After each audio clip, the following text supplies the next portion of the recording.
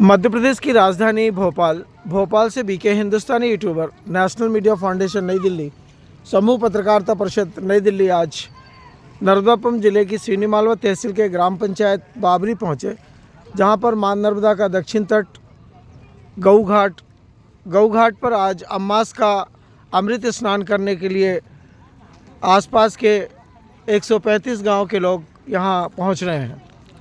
आज सुबह 4 बजे से रात्रि 8:15 बजे तक का योग जो मां नर्मदा के इस स्नान का, दान का, दक्षिणा का, कन्या भोज का जो योग बन रहा है, उसका अमृत योग लेने के लिए लोग अपने निवास स्थान से मां नर्मदा के इस दक्षिण तट पर आए हैं। भाई साहब कन्याओं को अर्थदान देकर लक्ष्मी जी का आशीर्वाद प्राप्त कर रहे हैं। बहुत से लोग मां नर्मदा का स्नान कर जल का अमृत आनंद ले रहे हैं। मां नर्मदा का यह दक्षिण तट गऊ घाट। जय श्री राम। हम प्रयास करते हैं कि समय समय पर आप लोगों को मां नर्मदा के इस दक्षिण तट पर होने वाली हर गतिविधि के बारे में जानकारी देने का प्रयास करें। आप लोगों के आशीर्वाद से आज हमारे चैनल में 350 युवा पत्रकार लोग सहयोग प्रदान कर रहे हैं अन्य जिलों से और अन्य प्रदेशों से। एक समय था कि 5 सदस्यों से चालू हुआ यह चैनल, आज 5540 सदस्यों का एक बहुत बड़ा ग्रुप बन गया है और वे ग्रुप भी हमें समय समय पर अपने अपने क्षेत्र से समाचार संकलित कर भेजते हैं।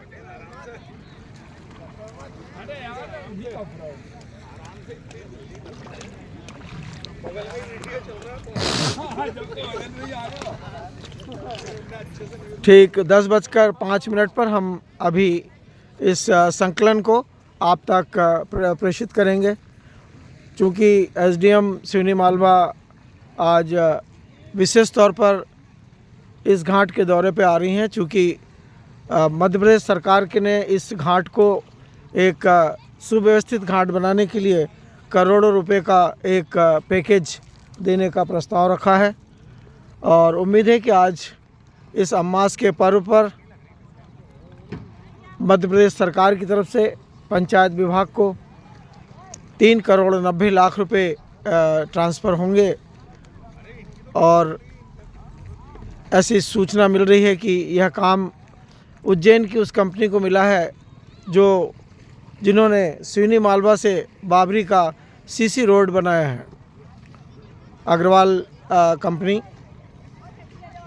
जिनका मुख्यालय इंदौर में अग्रसेन चौराहे पर है और उन्होंने मध्य प्रदेश की अरबों और खरबों रुपए की सड़कें अपनी कंपनी के माध्यम से मध्य प्रदेश सरकार को दी है और उम्मीद करते हैं कि यह घाट 17 मार्च से आप लोगों की सेवा में बनना चालू हो जाएगा।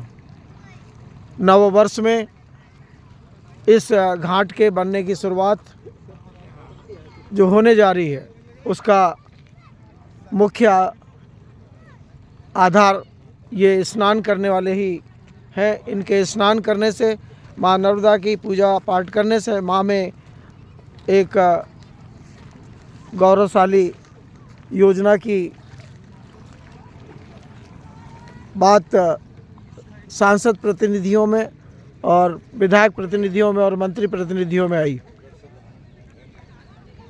आप देख रहे हैं कि इन 32 वर्षों में बाबरी घाट का जो विकास हुआ है वह कहीं छुपा हुआ नहीं है। जब से कमल किशोर जी का यहाँ पर कथा कार्यक्रम संपन्न हुआ, उसके बाद से और माँ केले देवी के भव्य मंदिर के बनने से, मां नर्मदा के नवनिर्मित भवन बनने से, मंदिर बनने से आज गांव के इस चौतरफी विकास को देखा जा सकता है, समझा जा सकता है। आने वाले समय में यहाँ पर जो परकम्मावासी विराजमान होते हैं उनके लिए सरकार की तरफ से अन्य क्षेत्र खोलने का भी प्रस्ताव मध्य प्रदेश सरकार के पास में गया है। इस समय पथाड़ा के मोड़ पर, बाबरी के तिगड्डे पर अन्य क्षेत्र का शुभारंभ सुशील महाराज जी के प्रयासों से चालू हुआ है और नित्य प्रति आसपास के धर्म प्रेमी उस अन्य क्षेत्र पर जो अन्य क्षेत्र में आवश्यकता होती है उसकी पूर्ति कर रहे हैं और अन्य क्षेत्र नियमित चल रहा है। पिछले वर्ष 1,70,000 लोगों को अन्य क्षेत्र में जिमाया गया और अब इस वर्ष भी अभी तक 10,000 लोगों को अन्य क्षेत्र में जिमाया जा चुका है। जोईराम शिवराम महाराज जी भी इस पवित्र काम में अपना योगदान समय समय पर देते रहते हैं। चूँकि उनके पास बड़ी बड़ी 2 गौशालाएँ हैं जिनका संचालन वे राजस्थान में कर रहे हैं और उसमें लाखों और करोड़ों का खर्च साल में आता है जो धर्म प्रेमियों और सेवादारों के द्वारा ही पूर्ण होता है।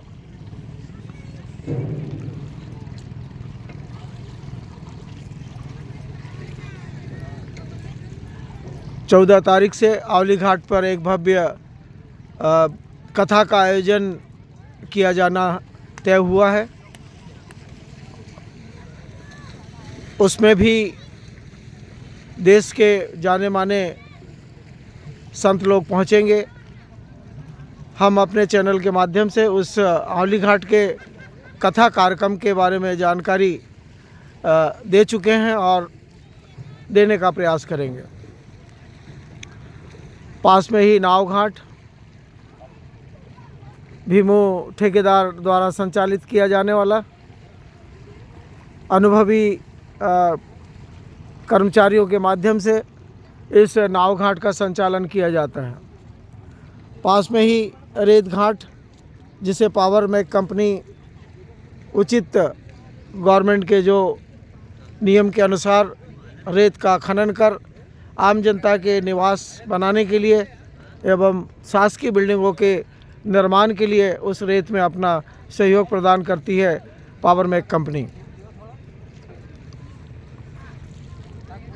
करोड़ों लाखों रुपया खनन विभाग के माध्यम से मध्य प्रदेश सरकार की उन्नति के लिए पहुंचते हैं। कहीं पर रेत का उत्खनन किया जाता है, कहीं पत्थर का उत्खनन किया जाता है, कहीं लकड़ियों का व्यापार, ये सब देश के निर्माण में अपना योगदान प्रदान करते हैं। मां नर्मदा का ये जल जो डैम के माध्यम से राजस्थान को भी भेजा जाता है और ऐसी सूचना भी मिली है कि 4 डैम और बनने की तैयारियां मध्य प्रदेश सरकार करने जा रही है। मां नर्मदा के इस जल को ज़्यादा से ज़्यादा किसानों के खेतों तक पहुंचाने के लिए मध्य प्रदेश सरकार प्रयासरत है। हाँ हाँ, वो कल तो हटवा दिए थे, सब रात में हटवा के उसको तो अपन ही हटवा देते रहो। कोई आता तो नहीं हटवा देता उसको। वो क्या कल उसको बुखार था तो वो डॉक्टर के पास था तो उसको नहीं करवा देते हाँ अभी करवाता उसको। नियमित यहाँ पर रेत के उत्खनन में किश्तियों का भी योगदान ठेकेदार द्वारा लिया जाता है।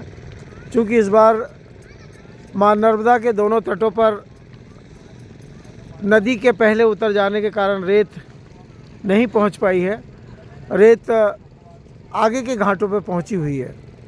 इसीलिए आज यहाँ पर आपको जो पत्थर दिखाई दे रहे हैं मां नर्मदा के कण कण में शंकर वाली बात जो है वो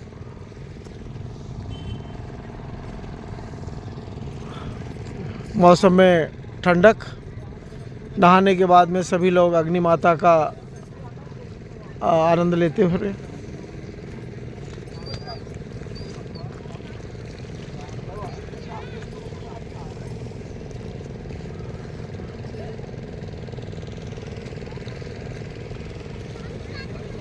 इस अमास के पर्व पर थाना प्रभारी यादव जी द्वारा सुरक्षा अधिकारियों की जवाबदारी, गांव के 4 गांव के कोटवारों की ड्यूटी।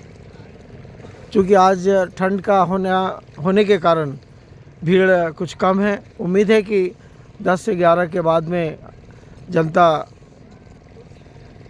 इस ठंड को, आज वैसे हवा कम है, कल हवा का झोंका जो चल रहा था उससे ऐसा लग रहा था कि अमास 1 के बाद में लोग आएंगे, पर चूँकि सुबह से हवा का प्रभाव कुछ कम है, पर कोहरे के कारण, कोहरा भी इसलिए है क्योंकि सभी खेतों में पानी नहरों द्वारा जा रहा है और बोरिंग द्वारा जा रहा है, तो निश्चित तौर पर मां नर्मदा के चारों तटों में धुंधलापन जो दिख रहा है वो नमी के कारण है, और वो नमी से सूर्य भगवान धरती के हर मौके पर नहीं पहुंच पा रहा, जिसके कारण ऊर्जा की कुछ कमी है, ताप ऊर्जा कम है।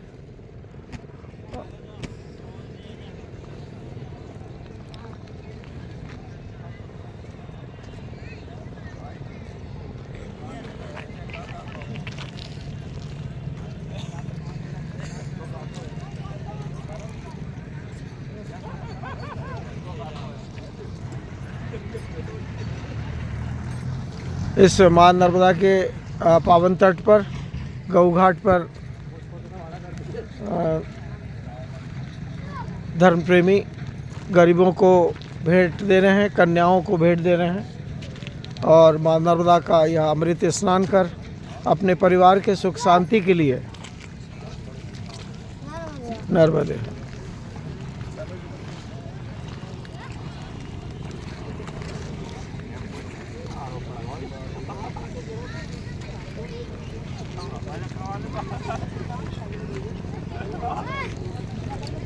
लग गया काजल को, आराम लग गया? हाँ, लग गया। कौन सी क्लास में बेटे? छोड़ दी ना, चलो अच्छा है, पढ़ाई में कुछ नहीं रखा है। मैडम हम भी दिन भर में मोबाइल में लगी रहे हैं। हाँ, दिन भर। अब 2 का पहाड़ा पूछो तो छोरा उन 6 का बताए, 2 का मालूम ही नहीं उनके। मैं कह रहा 6 का, बोला 2 का पढ़ाई नहीं मैडम, भूल गई यार। इस समय मां नर्मदा के इस पावन तट पर एक हमारी बिटिया काजल कुछ कारणों से अस्वस्थ हो गई थी। मां नर्मदा के आशीर्वाद से और बाबा के आशीर्वाद से स्वस्थ हो गई है, और शायद अब कभी भी ऐसा दौर नहीं आएगा, ऐसी उम्मीद करते हैं, और उनसे निवेदन करेंगे कि एक बार बाबा के दरबार में आ जाएं, तो ज़िंदगी भर के लिए यह बीमारी उनकी दूर हो जाएगी। जय हिंद, जय भारत।